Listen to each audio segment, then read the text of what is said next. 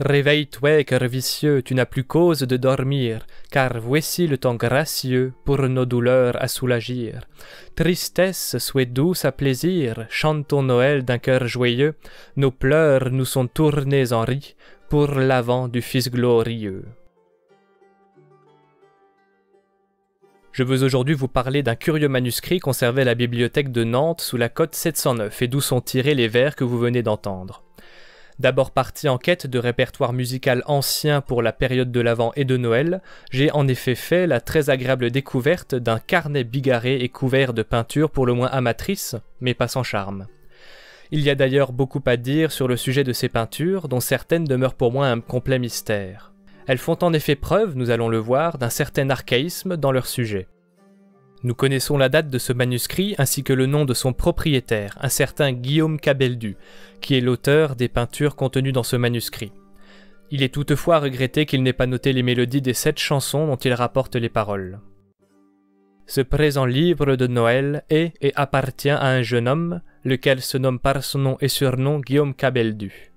Ceux ou celles qui ce présent papier trouveront, audit nommé le rendront, en payant le vin, le jour et fête de Saint-Martin, écrit du 20e de novembre, an de notre Seigneur 1612.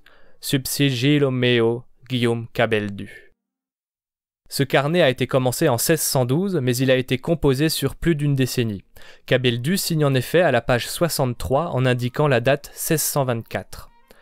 Notre sieur Cabeldu se propose d'ailleurs d'offrir du vin à quiconque lui restituerait ce livre en cas de perte. La Saint-Martin, le 11 novembre donc, n'est pas une date prise au hasard. Jusqu'au XXe siècle, la vie des populations européennes était rythmée par un calendrier spécifique qu'on nomme calendrier agro-liturgique. Toute la vie sociale était organisée d'une part selon des contraintes naturelles de la terre et des saisons, et d'autre part selon les pratiques surnaturelles instituées par les chrétiens. La Saint-Martin d'hiver était une date significative car c'était à la Saint-Martin qu'on procédait au paiement des loyers, des intérêts et des redevances ainsi qu'au renouvellement des baux. Les manouvriers, quant à eux, passaient des accords pour louer leur force de travail sur une durée déterminée, en même temps que les populations rurales clôturaient la saison du labeur. Notons qu'il a collé à dessein sur cette page une gravure de Saint-Martin coupant son manteau pour en donner la moitié à un mendiant. Le style de cette gravure laisse supposer qu'elle a été imprimée au XVIe siècle. Ce type de petites images pieuses circulait beaucoup durant l'époque moderne. Elles étaient vendues par des colporteurs avec d'autres articles similaires qui alimentaient une culture livresque et iconographique aussi bien en ville que dans les campagnes. Dans le royaume de France, ce furent notamment des best-sellers comme l'Introduction à la vie dévote de saint François de Sales ou l'Imitation de Jésus-Christ de Thomas von Kempen. Mais aussi, et dès le début du XVIIe siècle, des libelles de moindre qualité comme ceux de la bibliothèque bleue de Troyes. Retenez bien le nom de la veuve Nicolas Oudot. Les illettrés en appréciaient les gravures tandis qu'ils assistaient à des séances de lecture familiales ou communautaires. La pratique des lectures collectives, se développant dès le XVIe siècle, allait perdurer jusqu'au XIXe siècle. C'est par le moyen de cette littérature bien spécifique que les gens du commun se divertissaient, s'informaient de la situation politique, de l'histoire, et surtout s'édifiaient moralement et spirituellement. Nicolas Rétif de la Bretonne nous livre une belle description de ces lectures collectives dans un ouvrage intitulé « La vie de mon père » paru en 1779.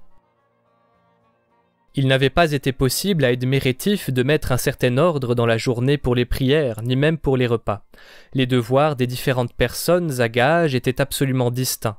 Il n'y avait que le déjeuner à 5 heures du matin où ils fussent tous à peu près réunis. Car en été, le bouvier et le berger étaient déjà partis pour les pâturages. On faisait une courte prière en commun, composée de l'oraison dominicale seulement. Ensuite, on se séparait pour ne se rejoindre tous ensemble que le soir. Mais alors personne ne manquait. C'était donc après le souper que le père de famille faisait une lecture de l'Écriture sainte. Il commençait par la Genèse et lisait avec onction 3 ou 4 chapitres selon leur longueur, les accompagnant de quelques observations courtes et peu fréquentes, mais qu'il jugeait absolument nécessaires. Je ne saurais me rappeler sans attendrissement avec quelle attention cette lecture était écoutée, comme elle communiquait à toute la nombreuse famille un ton de bonhomie et de fraternité. Dans la famille, je comprends les domestiques. Mon père commençait toujours par ces mots « Recueillons-nous mes enfants, c'est l'Esprit Saint qui va parler ». Le lendemain, pendant le travail, la lecture du soir précédent faisait ordinairement le sujet de l'entretien, entre les garçons de charrue surtout. Après la lecture, suivait en été une courte prière en commun. On faisait ensuite réciter aux jeunes gens une leçon du catéchisme du diocèse, puis on allait se coucher en silence, car après la prière du soir, les rits et les conversations à voix haute étaient sévèrement interdits. En hiver, où les soirées sont plus longues à la campagne, car à la ville le temps est toujours le même, après la lecture et la leçon de catéchisme, le père de famille racontait des histoires, soit anciennes, soit modernes. Il y faisait entrer à tout propos les plus belles sentences des anciens. C'était la récréation. L'avidité était extrême pour ces récits instructifs, et comme chacun pouvait rire et faire ses observations, c'était un amusement délicieux pour des paysans et pour des enfants qui n'en avaient jamais connu de plus agréable.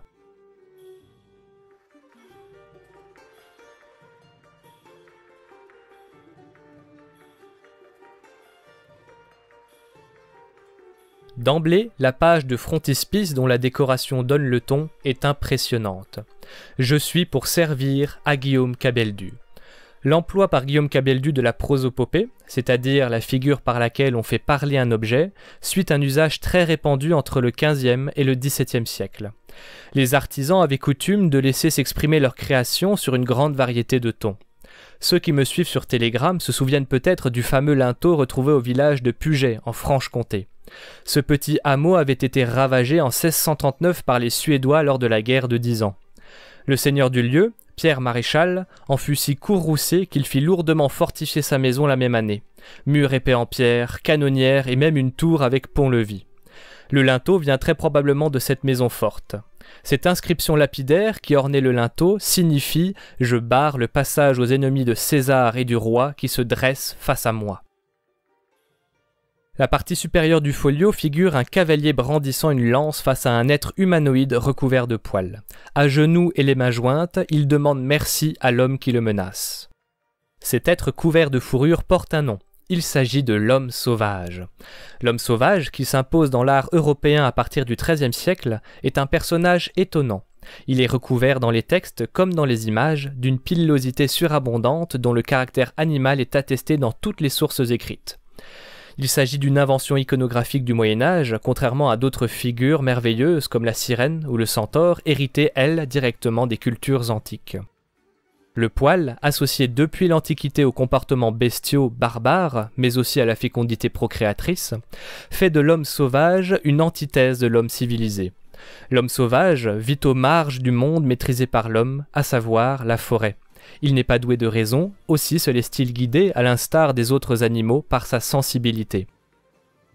Cet homme sauvage acquiert ainsi, dans un premier temps, un profil très menaçant dans les images de la première moitié du XIVe siècle. L'abondance pileuse et l'hirsutisme, associés à une stature imposante, font de lui un antagoniste parfait dans les scènes courtoises, ainsi qu'on le voit sur des coffrets d'ivoire parisiens montrant des sauvages lubriques terrassés par des chevaliers. Ouais, bah ça doit être Quand les poilus comme ça, les hommes poilus, c'est aussi souvent... C'est des démons dans les... ou alors non, des sortes de satire en fait, une évolution du satire. Ouais, non, mais c'est aussi, quand tu dessines un mec tout poilu comme ça, c'est l'espèce d'homme des bois. Le sauvage. Le sauvage. C'est le sauvage, parce qu'en tout cas dans l'iconographie en Suisse allemande, il y a tout le temps les sauvages exactement, qui se font évangéliser au dernier moment, quoi. Et puis c'est toujours des mecs poilus. Alors après, est-ce qu'ils se chient, je sais pas comment ça se passe, une fois que tu as un mec poilu des forêts, puis que tu es converti au Christ. Les poils tombent. Les poils, c'est le côté inculte, hérissé des forêts. Souvent brutaux et clairement animalisés dans les textes comme dans les images, encore relativement rares, et se distinguant de la plupart des créatures par leur dérangeante monstruosité, ces premiers hommes sauvages correspondent en tout point à la merveille médiévale. Leur hybridité repoussante, associée à un comportement bestial, est présentée comme problématique et déroutante pour le lecteur ou le spectateur. Le succès du motif iconographique dans les décennies suivantes s'accompagne cependant d'une normalisation des formes corporelles du sauvage tendant à infléchir ce fonctionnement dans les images. Cette image du sauvage monstrueux va en effet progressivement changer au cours du XVe siècle. Conservant son hirsutisme, il prend des traits de plus en plus humains et perd son aura menaçante. Il devient un être mystérieux, curieux, naïf, habitant les marges des manuscrits parmi les dragons et les licornes. Les artistes le font apparaître aux côtés de son pendant féminin avec lequel il forme souvent une cellule familiale. Une forme d'innocence est attachée au couple de sauvages. On attribue d'ailleurs souvent à l'homme sauvage une ignorance rustique en lui faisant porter, à la manière d'un combattant au bocle, un gourdin et un petit écure rudimentaire. L'homme sauvage, devenu partie intégrante de la culture populaire, servira ainsi à nommer plusieurs enseignes et rues dans les villes, comme à Paris ou encore aujourd'hui à Mulhouse. La découverte du Nouveau Monde allait raviver l'intérêt porté à l'homme sauvage, alimentant à nouveau les récits merveilleux rapportés par les explorateurs. La scène représentée dans la partie inférieure du folio est plus cryptique pour qui ne la connaît pas préalablement. Un archer bande un arc en direction de 3 étranges silhouettes. La position de leurs mains figure un dialogue verbal. Ces silhouettes sont la représentation de 3 cadavres, portant sur eux encore leur linceul à côté d'une stèle crucifère. Remarquons également que 2 des cadavres tiennent une faux, attribut de la mort apparu dans l'art macabre au XVe siècle. 3 cadavres de visant, un archer représentant peut-être un chasseur? Oui, Cabeldu a dessiné là une représentation tardive du dit des 3 morts et des 3 vifs. Le dit des 3 morts et des 3 vifs est une œuvre en vers composée au XIIIe siècle et attribuée à Baudouin de Condé. Considéré comme une manifestation précoce de l'art macabre, ce dit des 3 morts et des 3 vifs va connaître un très grand succès, au point de faire l'objet de représentations picturales dans les livres d'heures du bas Moyen-Âge, mais aussi de fresques dans les églises et les cimetières. Les 3 morts étaient en effet pleinement rentrés dans le domaine de la culture populaire qui va transmettre à la modernité ce conte. Que raconte ce récit? 3 jeunes hommes, princes, comtes et ducs orgueilleux, partis à cheval pour chasser, font au détour d'un chemin une rencontre sordide. Face à eux surgissent 3 cadavres animés qui leur barrent le chemin. Aussitôt les morts s'adressent l'un après l'autre à chacun des vivants, les exhortant de tempérer leurs ardeurs et les incitant à corriger leurs règles de vie en vue de leur salut. Ceux nous vous apportons nouvelle, qui ne soit ne bonne ne belle, à plaisance ou à déplaisance, prendre vous faut en patience, car ne peut être autrement, beaux amis, tout premièrement, nonobstant quelconque richesse, puissance, honneur, force ou jeunesse, nous vous dénonçons tout devoir, qui vous convient mort recevoir. Une mort, là, si douloureuse, si amère, si angoisseuse, que les morts qui en sont délivrés ne voudraient jamais revivre pour mourir encore de telle mort. Et après, quand vous serez morts, tout ainsi que pauvres truands, vous serez hideux et puants des nôtres et de nos livrées, et vos âmes seront livrées. Je n'en dis plus, mais c'est du pire. Il me suffit assez de dire de vos méchants corps la misère, qui ne sont pas d'autre matière, certainement que nous sommes. Naguère étions puissants sommes, or sommes tels comme vous voyez. Si vous voulez, si pourvez, eh bien n'y devez pourvoir, quand en nous vous pouvez voir, comme de vous il viendra, et quel loyer mort vous rendra, car vos corps, qui sont pleins d'ordures, aller fera à pourriture. Tels comme vous un temps nous fûmes, tels serez-vous comme nous sommes. Pourveillez-y si vous voulez, autrement que vous ne saoulez, car certes la mort vous épie, pour vous ôter des corps la vie, plus brièvement que ne cuidez, qui êtes si outrecuidés, que pour un peu de jouet vaine, un peu de plaisance mondaine, qui est de si courte durée, tôt venu, plutôt allé, voulez-vous perdre la jouet fine de paradis qui point ne fine, et que pied damné serait, autrement n'en échapperait, mais ce sera sans délivrance, comme avez-vous à telle plaisance, dites-vous méchants orgueilleux, en ce monde si périlleux, où il n'a que division, diverses tribulations, puis guerre, puis mortalité, toujours nouvelle adversité, revient avant que l'autre faille. Vous ne savez homme sans faille, tant soit puissant, veuille ne veuille, qui ne souffre, ne qui se deuille. Alors donc repoquerez, car si point ne le trouverez, reposerez en paradis. Se croire, vous voulez le dit, des sages qui conseillent faire ce que faire est nécessaire. Pour l'acquérir et pour l'avoir, rien mieux nul il ne peut avoir, faites des biens plus que pourrez, à autre chose n'emporterez. Ô folles gens mal avisés, que je vois ainsi déguisés de divers habits et de robes, et d'autres choses que tu robes, tant puante charogne à verre, et prends de tort et de travers, ne il ne te chaud on te vienne, mais que ton état se maintienne.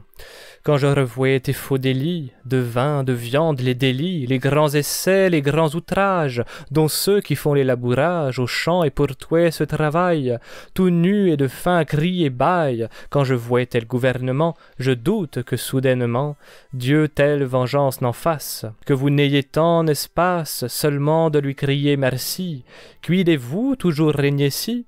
Faux méchants de malheur nés, qui en ce point vous démenez, nenni, vous y mourrez, faites du pis que vous pourrez, lors aurez perdurable vie, bonne ou mal, n'en doutez mis. Dieu est juste, il paiera, chacun selon ce qu'il fera. Faites des biens, n'attendez pas, que ceux après votre trépas, pour vous en face, qui âme chère, qui de vous ne voudrait approcher, en la terre vous porteront, et tôt après vous oublieront.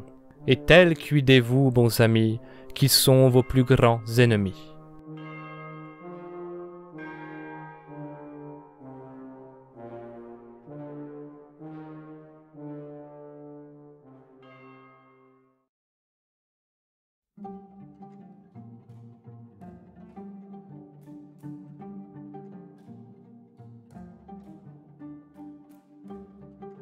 Sur la page suivante, plus libre, une étrange scène. Au-dessus d'un porc, d'un mouton et de 2 bœufs, dans une nuée apparaissent le soleil et la lune. En dessous de ces derniers, Cabeldu aura peint une galère de combat ainsi que 3 galions. Les éléments navals reviennent dans ce manuscrit à plusieurs reprises, dont certains semblent avoir été copiés de cartes marines typiques de cette époque. On y représentait abondamment toutes sortes de monstres marins aux côtés d'immenses nefs. La redondance de ces figures laisse supposer que Guillaume Cabeldu avait un attrait pour les navires ou la navigation. On en arrive à la première page écrite de ce manuscrit. Guillaume Cabeldu, s'il est bien amateur en peinture, nous révèle qu'il est cependant bien meilleur en écriture. Il emploie l'écriture dite française, classique à son époque, d'une qualité moyenne. Cette écriture française était employée très majoritairement pour écrire le français, de même que les autres langues disposaient de leurs propres écritures, et elle sera progressivement remplacée au cours du XVIIe siècle par les dérivés de l'italique. L'écriture française demeurera toutefois, évoluant en ce qui sera appelé les caractères financiers, tirant leur nom de l'emploi qui en sera fait dans les journaux comptables notamment. Plus significatif encore, Cabeldu maîtrise l'art des lettres cadelées, aussi appelées cadeaux d'écriture ou cadelles.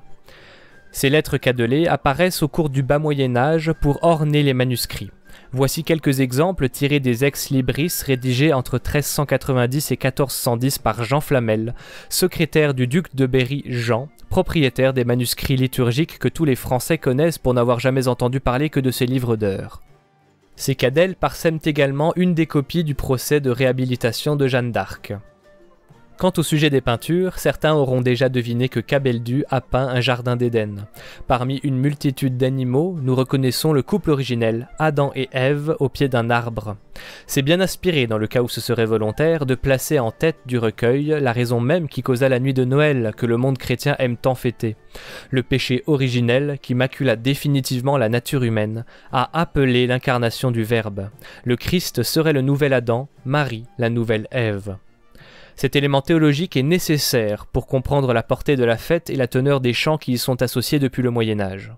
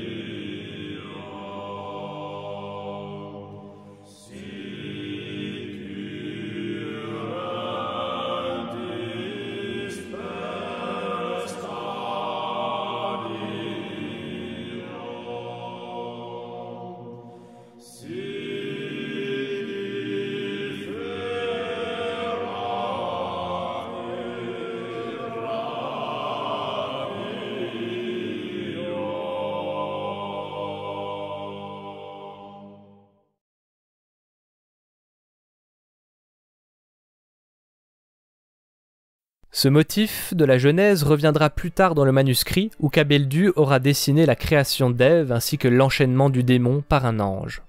C'est d'ailleurs le sujet de la chanson ici écrite. Au vergier du plaisir plantureux.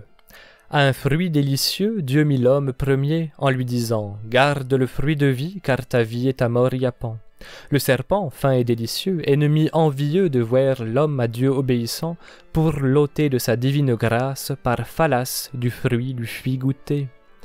Lors survint à sa confusion la malédiction, et le Créateur lui promit ce malheur, de la fatale pomme saisit l'homme de tristesse et de douleur. 5000 ans ennemi rigoureux, fut triste et langoureux, le genre humain par grand tourment, sans pouvoir jamais de son offense, délivrance pour merci recevoir.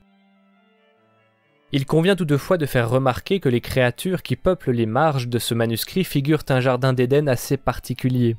Une très grande part des êtres représentés sont en vérité des constellations. Ours, mouche australe, dauphin, serpent, cancer, chien, renard, lion, cygne, aigle, paon, tortue, poisson, bateau, orion, persée, hydre, etc. Ces éléments nous amènent à croire que Cabeldu avait des connaissances élémentaires en astronomie.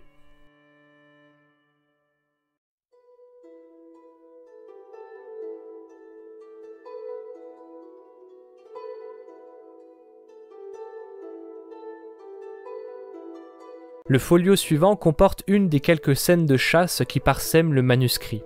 On y reconnaît une arme particulière, hybride de l'épieu et de la lance pour avoir une double pointe. C'est ce que les Allemands appellent Jägerstock, bâton de chasseur, et les Français bâton à deux bouts.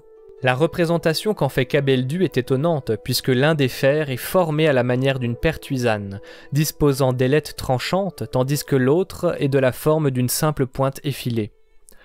En dehors des éléments sacrés, la chasse est le sujet qui revient avec les navires le plus souvent dans ce manuscrit. Cabeldu aura également représenté un jeune piqueux, sonnant de la corne de chasse avec ses chiens. Au dos de ce folio, on découvre deux chasseurs transportant un cerf avec la mention comique suivante.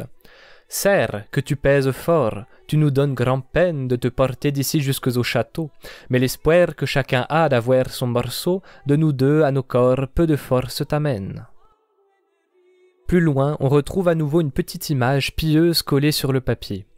L'image, un peu difficile à lire en raison de sa taille, représente Sainte Geneviève tenant un cierge et un livre. À sa gauche, un ange vient allumer le cierge tandis qu'un démon tente de l'éteindre à l'aide d'un soufflet. Ce canon iconographique de Sainte Geneviève est apparu tardivement, au XIIIe siècle sans doute. Les artisans à l'origine de cette représentation, avant de laisser parler leur créativité, se sont fondés sur un épisode particulier de sa vie. Alors que Geneviève se rendait avant le jour à la basilique de Saint-Denis avec ses compagnes, un souffle éteignit le cierge que portait l'une d'elles. Geneviève le prit en main et le ralluma spontanément. Ce qu'il est convenu d'appeler le miracle du cierge se reproduisit à diverses reprises alors que Geneviève se trouvait dans sa cellule ou à l'église. Des malades auraient été guéris grâce à des parties du cierge miraculeux. Il convient de souligner que le récit ne mentionne ni démon ni ange. Ce qu'il met en relief, c'est la puissance spirituelle de la sainte, la lanterne ou le cierge rallumé évoquant de manière extérieure la lumière intérieure qui ne peut être dérobée ou éteinte.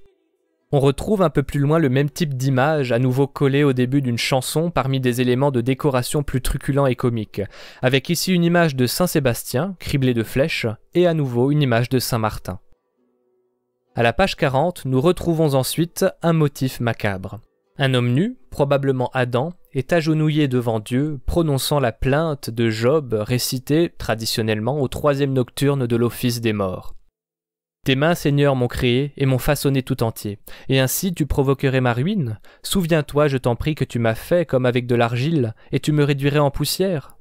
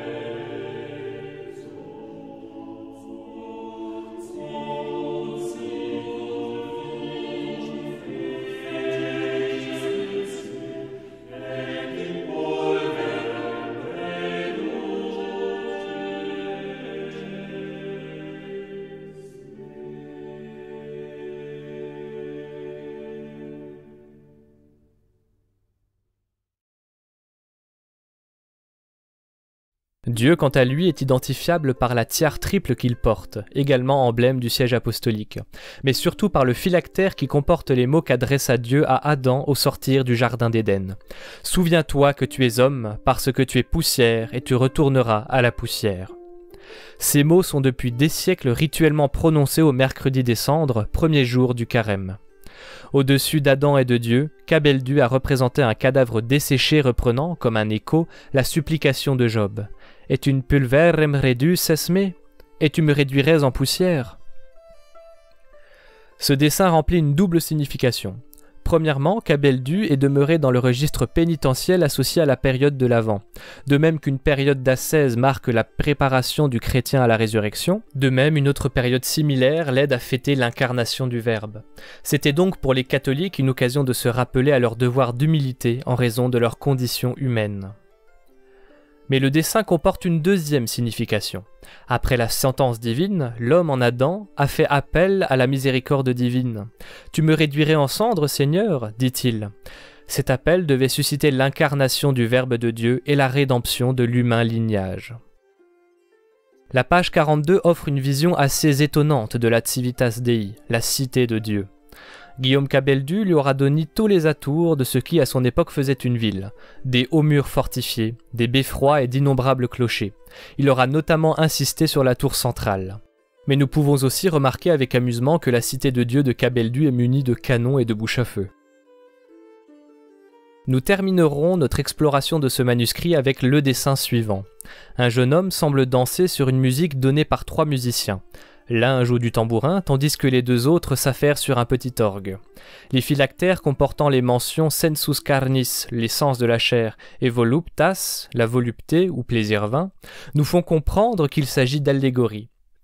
Le sens de cette image, qu'on pouvait déjà deviner au moyen des phylactères, s'éclaire lorsqu'on découvre qui actionne les soufflets de l'orgue. Il s'agit du diable en personne.